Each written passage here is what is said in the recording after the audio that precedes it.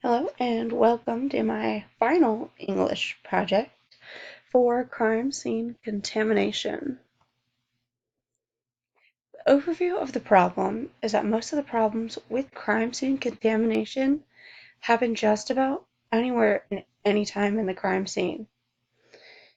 They will happen while the investigators collect the evidence, while they package the evidence, and even while they're transporting evidence. This is really important to them because contamination can either help the person that's trying to get away with something, or it can hurt them because they will not get what they deserve, or it will not help the people of the victims. The only solution that I had found that was tried is that if everything is secured properly and people are wearing what they are supposed to, then the risk of contamination is going to be reduced. And there is one quote that I had found to go with it, is that if evidence is properly collected from the scene, packaged and handled correctly during transportation and storage, and decontamination procedures used, the potential for contamination will be greatly reduced. And this was found with Baldwin and May from 2017. My proposition is to gather any materials needed to protect any evidence that can potentially get contaminated by something or someone else. And these materials that are needed include booties, gloves, tarps, and bags. And this should help the contamination risk, and it should lower it greatly.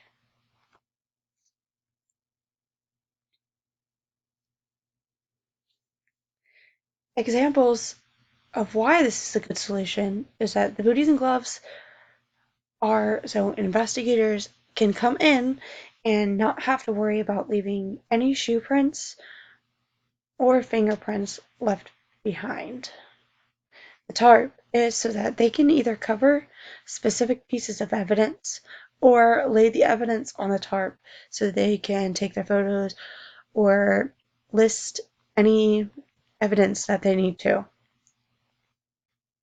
The bags are so that they can put the evidence in them so they won't have to worry about contamination when they are transporting it or taking it somewhere else. I think that this proposition is very capable of being done because there is not a lot of money involved, and the money that is put in it to get the supplies is money that can be provided by the government. And if they say no, they say, oh, we can't do that, you need to provide it yourself, then it's going to have to be fundraised.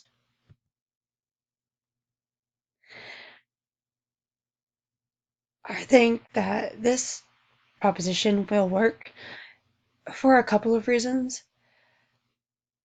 That if booties and gloves are provided, it will make less prints, and it will also help the investigators by not having their DNA or having their DNA being wiped off. And if the bags and tarps are provided, it will prevent any contamination, because if it is being transported in their car or is being transported somewhere safe, the bag won't rip, it won't get everywhere, the blood won't be everywhere, and it will just help in general. This is a crime scene security log of what the investigators do when they're at a crime scene. It has to be signed by the security officer and his police department. There also has to be the date of when they are signing it, and there has to be a file number for the evidence. There has to have a crime scene location. There has to be the name of the rank of the investigator. It has to have their initials.